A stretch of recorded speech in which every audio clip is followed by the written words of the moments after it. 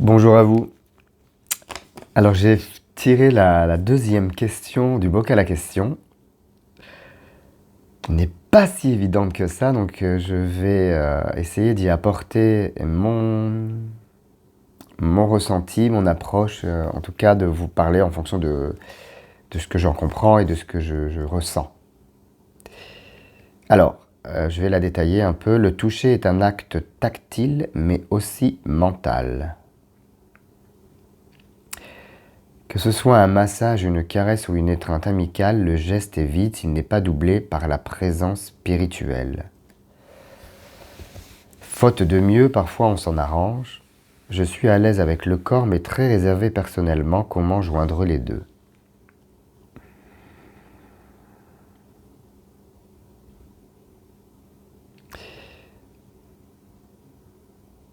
Ce que j'entends, et c'est ce qui est vrai en fait dans le tantra, et c'est ce que nous apprend le tantra, c'est qu'un geste, quand il n'est pas accompagné d'une réelle présence et d'une réelle conscience, il est vide en fait, il est dénué de sens.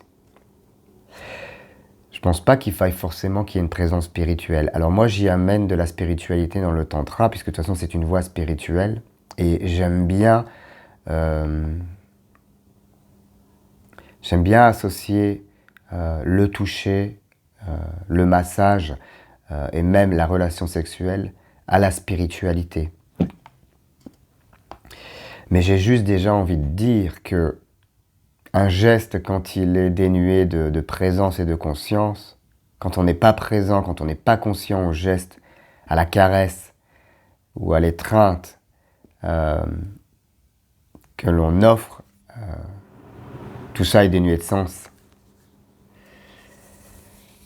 Et le tantra, c'est une voie de conscience, en fait. Donc c'est une voie qui nous amène à mettre plus de conscience dans nos vies au quotidien, et pas seulement dans notre rapport à l'autre, pas seulement dans le toucher, mais aussi dans ce que l'on vit à chaque instant.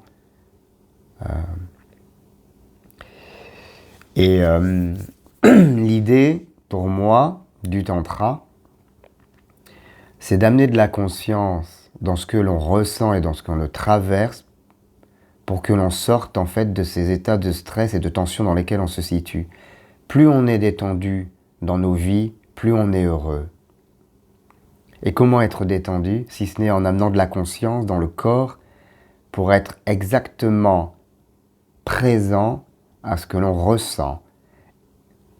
Parce que ce que l'on ressent nous indique si une situation, un geste, une proposition est juste et bonne pour nous. Donc ainsi, avec le tantra,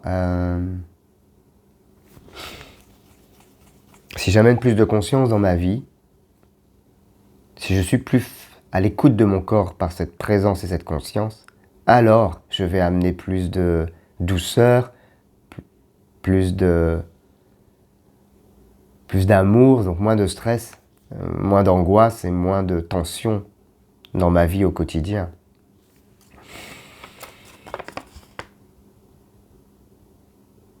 Je suis à l'aise avec le corps, mon corps m'est très réservé personnellement. Comment joindre les deux? Comment joindre les deux? Alors je vois pas trop les deux quoi.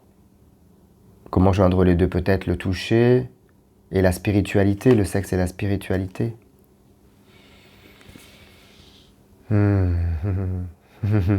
C'est vrai que c'est pas évident. Moi-même, j'ai vraiment eu beaucoup de difficultés à joindre sexualité et spiritualité. Et dans le contexte social dans lequel on vit, qui est très influencé par une religion judéo-chrétienne, moi, très longtemps, en fait, j'ai culpabilisé d'avoir une sexualité épanouie et qui n'était pas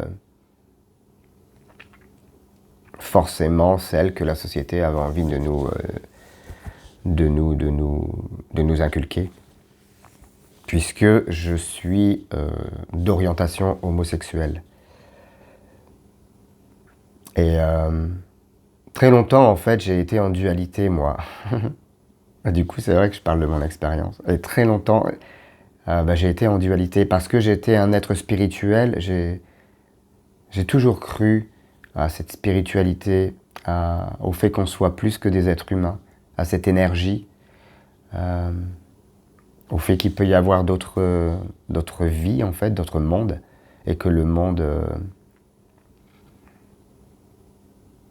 spirituel existe, en fait. Et en même temps, j'ai toujours eu aussi une sexualité très épanouissante.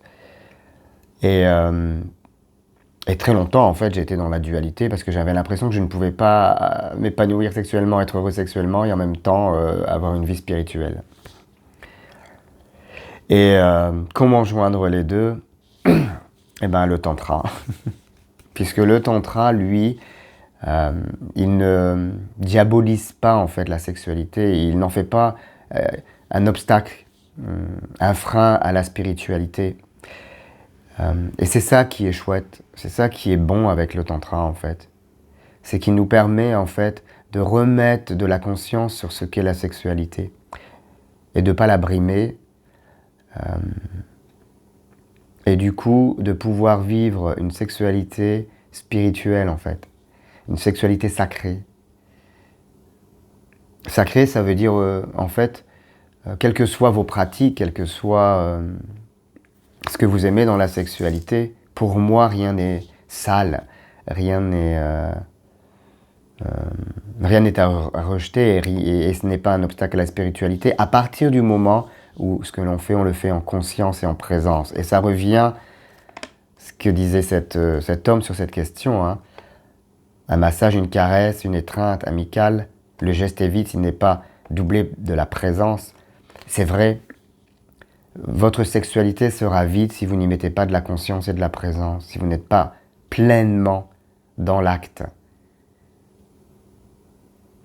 Et ce qui est important aussi, c'est de pouvoir écouter son corps. À quel moment je connais mes limites dans la sexualité, à quel moment une telle pratique est juste pour moi, à quel moment j'arrive à écouter mon corps et à dire oui ou à dire non, stop. Et le tantra nous apprend tout ça en fait.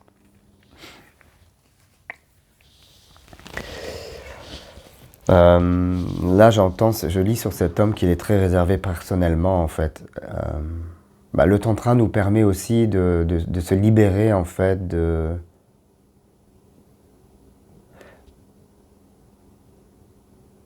la timidité, en fait, de la peur de se montrer. Il y a plein de raisons, en fait, pour lesquelles on peut être réservé, mais voilà, ce qui est intéressant, c'est de savoir pourquoi aussi. Ce qui serait intéressant, c'est de savoir qu'est-ce qui fait que cette personne se sente réservée. Et apparemment, là, ça semble être un petit souci pour elle, parce qu'elle demande comment joindre les deux.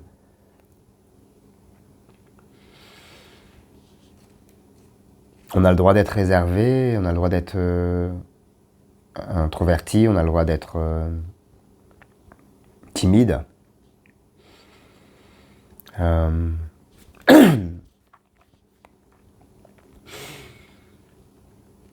partir du moment où on est bien avec ce que l'on est,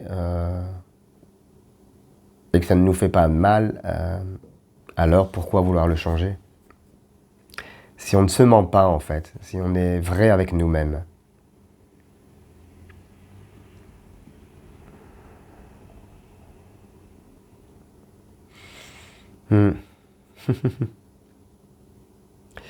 En gros, j'ai envie de dire que le tantra, lui, il nous permet d'être vraiment dans la conscience, d'être vraiment dans la présence. Quand on fait un massage tantrique, ce qui est primordial, ce sont ces deux mots-là, présence, conscience. Mais je pense que c'est pour la vie de tous les jours, en fait. Plus vous serez présent, plus vous serez conscient, plus vous serez en paix avec vous-même, en fait. Plus vous serez apte à dire oui, à dire non. Ça, c'est juste pour moi, ça ne l'est pas. Et dans la sexualité, c'est pareil. Donc,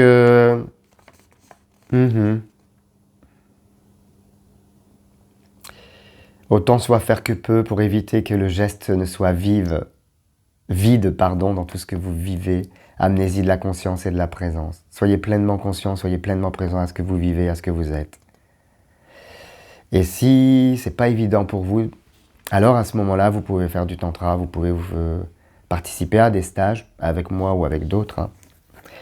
Parce que le tantra va vous permettre ça, en fait. Va vous permettre d'amener de la présence et de la conscience. À qui vous êtes. Et va vous apprendre à vous connaître aussi. Donc je disais à qui vous êtes, mais aussi au monde qui vous entoure. Voilà, j'espère avoir répondu. C'était pas évident, parce que j'ai pas forcément très bien compris la question. J'ai essayé d'y répondre en fonction de moi, donc bien sûr ce n'est que mon interprétation et c'est que mon ressenti. Hein. On est d'accord que ça n'est bien là que mon expérience et mes mots à moi. Hein. Peut-être que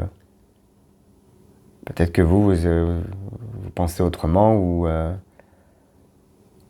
vous avez peut-être d'autres idées, vous avez peut-être une autre façon de voir la chose. D'ailleurs, ça pourrait être intéressant de me le partager. Je relis juste la question parce que c'était pas évident. Le toucher est un acte tactile, mais aussi mental. Que ce soit un massage, une caresse ou une étreinte amicale, le geste est vide s'il n'est pas doublé par la présence spirituelle. Faute de mieux, parfois on s'en arrange. Je suis à l'aise avec le corps, mais très réservé personnellement. Comment joindre les deux? Bah, faites du tantra. Merci beaucoup. Je vais aller me soigner parce que j'ai un gros rhume. Je ne sais pas si vous l'entendez, je parle du nez. Belle journée. Et puis à la semaine prochaine pour une troisième question. Au revoir.